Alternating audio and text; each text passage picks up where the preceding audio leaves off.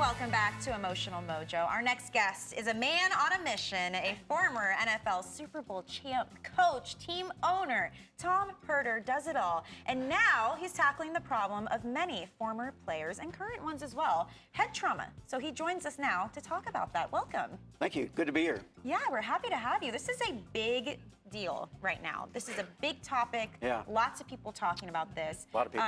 Let's start with you for a minute here. In 2007, you were an owner for indoor football team, the Daytona Beach Thunder. Right. So during one of the games, tragedy struck. What happened? Well, we had a young man at the University of South Florida, and we were playing Georgia, and Javon was having just a great game. Yeah. Real good game. And fourth quarter came, we sent him in there, and he hit the kid from Georgia. He went up, went down, and died on the field. Whoa. Oh my God. So, whoa. His Impact. impact. Yeah, it broke his third and fourth cervical, and you know, that was a game changer for me. Sure.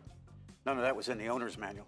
So, Right. Yeah. Right. What do you do a from lot of that decisions. point? You have a lot of decisions to make very rapidly.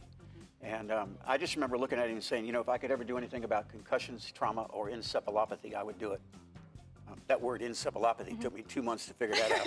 And you say it sitting here like, we'll let you say it. I'm like, I'm going to pretend I know what that means. What is that? It has to do with the brain. Swelling of the brain. Swelling of the brain. So that kind of thing. certainly changed your course. in Changed my life. course big time. You know, in realizing that there was a need for this. Yeah. You know, when you see people like the former players like John Mackey or Webster or Junior Seau, Sure. people like this, you know, my whole mission was just to be able to give these guys the dignity and respect that they were entitled to. You And the know, care. And Yeah. to do something about that. And little did I know that that self-fulfilling prophecy would lead me to where I am today. It's funny how life Right. works like that. And you know that the severity of concussions, they are shocking. In almost every Yeah. game, at least one player on each team suffers a concussion. What is the NFL doing about this as a league? Well, that's a good question.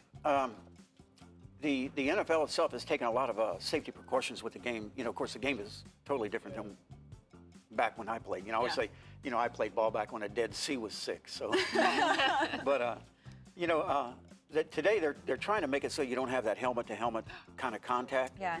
But the problem with that is that when you have a body that's in vertical motion, it's very hard to contain that. So what they've done now is say, well, okay, we'll hit lower. Well, now we're going to have all kind of knee problems. Sure, ACLs so- torn, so- and you know. Yeah, and you know, it's a difficult thing, and they have a big challenge ahead of them. They're you know, with all due credit to them, they're doing the best they can. The NFL Players Association is trying to work with that as well. Yeah. And there are a lot of people out there doing a lot of research and development on things that they can do to improve equipment and things of this Well, nature. but you need the players' cooperation too, because Yeah. a lot of Yeah. times they want to play, and maybe they don't know it's as serious And as they're- it is. right, and they feel The macho, like, oh, education. I can get off the field after a big hit, and they don't realize that they actually It's have got to a come from trauma. both sides. Well, yeah, they don't want to get off the field because they may not get back on the field. Right. And so that's that kind of ego thing that takes over. But one thing you're right about is, you know, it's like the Lombardi Trophy. It's 22.5 inches high and it weighs 7.5 pounds, Yeah. but it takes a team to lift it up. Absolutely. So what happens is it's going to take a team to get through this issue of dementia and trauma. I have a question because I have a 4-year-old nephew who may want to play football, and of course my sister's like, he will never ever play football, and there's kind of this thing in the family where we're going back and forth. Is it safe? Is it not safe? Are we going to let him do it? We don't even want him to see a football at this point. Even our own president has made comments that he Yeah. wouldn't want his Yeah. children playing Yeah. football. So what do you say to parents who are struggling with this concept of whether or not it's safe enough? Well, that's another good question. But I'll tell you what, I would say put golf sticks in their hands or something. Maybe some tennis. No, really, you know, I know Brett Favre went through that same thing, and we were talking, and of course he coaches high school football, and you know, a lot of these kids will make a decision to find the sport of their choice. Yeah. So, you know, knowing that sports builds good character and teamwork and things like this, it's almost hard to say, well, you can't play. My grandson won the state championship in Tennessee this past year. And what a great kid. I mean, Tristan's 6'2". He's 240 pounds, you know. Well, you can get injured Yeah. doing any sport, though. Yeah. I mean, you can get a concussion playing soccer, Yeah. playing hockey. I mean, you can't just You can't really isolate. Football is shelter such kids a from high everything. contact sport, Yeah. though, It that is. it's way And more it's likely. become a little vicious too, because some of Yeah. those hits that I see Even makes the me kids are cringe. doing Oh, they're Yeah. pretty bad. Yeah. Well, Yeah. Tristan's dad is a vascular surgeon, so he, you know, I'm sure that if there was a problem there or an obstacle for not letting him play, that he would tell him. Yeah. Good point, yeah. But you know, I just let those young kids know that after they get out of college and they get to the pros, that my name is Jerry Maguire. That solves that issue. Well, and this is the amazing part. Let's talk about what you're doing, because you're building a state-of-the-art facility. It's called All Sports Memory Care Center. So this is going to help athletes, military, and the general public who have suffered head trauma. Tell us all about that. That's amazing. What happened was, after Javon's death, I kind of got a vision. You know, as a man of faith, when you have a vision, there's a saying that goes, a man without a vision will perish. Yeah. So taking that vision and making something out of it. A lot of people will get dreams and visions, but they never act on them. So I said, well, you know, this is one time I'm going to act on this. And I ran across my partner, Bill Paramore, who had some property down in Orlando. And I said, Bill, I said, what we really need to do is we need to build a memory care center for retired NFL athletes. And just try to give them the dignity and respect that they're entitled to, so they don't end up like a John Mackey kind of thing. Yeah. Well, in the interim of doing that, Bill said that's a good idea, so the journey started. And you know, the journey of 1,000 miles starts with one step. So we took off on that mission, and I literally had a plan. I have to frame this thing one day because it's got all kind of holes in it. I'd show it to anybody and everybody that would listen. In the morning, I'd show it to the garbage man. I'd say, look, here's what I'm doing.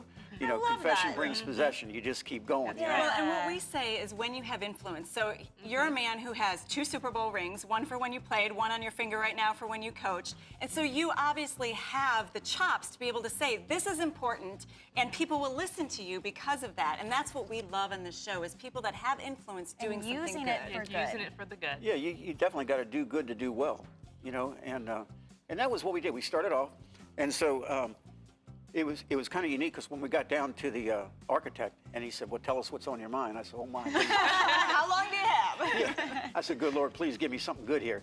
So what we did was, you know, in a lot of these facilities, one thing I always noticed was that when you walked in and checked in, it was like checking into a hotel.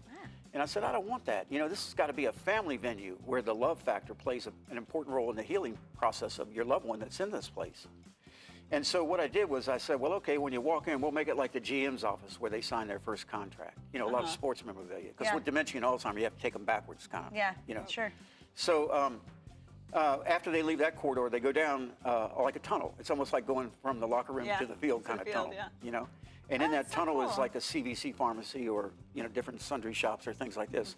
Well, halfway down that tunnel, there's a big window. And when you look through that window, what's really unique about that is, in a lot of places, the activity center was a library or a bingo hall. That ain't gonna quite cut it here, you know. So what we did was we made a 40-yard football field out there for the activity center, so that you can imagine the little grandkids coming down wanting to share. So you know, it's a place grandpa. people want to go, and they want to be. You talk a lot about dignity with those with memory loss and dementia. And, I mean, what is it that you want people to understand about loved ones when they're dealing with memory loss? Well, you know, with loved ones, it's a very difficult thing. Sometimes patience is being able to count down without blasting off. You know what I mean? You're like That's all these awesome. great I know, right? I like that. You should run our Facebook page. But the biggest thing with the loved ones, the love factor plays such a key role. You know, sometimes what happens is when head trauma strikes, or a situation like this happens, and the short-term memory goes, or even the long-term memory goes, it's easy to walk away from a situation. Yeah. It takes guts to get out of the ruts. So what happens is now these people come in and they say, look, wait a minute, that love factor is going to play an important role. I'm going to do what I can do to help this loved one of mine out, to try to get through this mess. If we have to go through it together, because you remember in the beginning you said, you're in it for the long haul. Thank you so much, So Tom. awesome, We appreciate Tom. it. You guys visit allsportsmemorycare.com for more. Emotional Mojo. We'll be right back.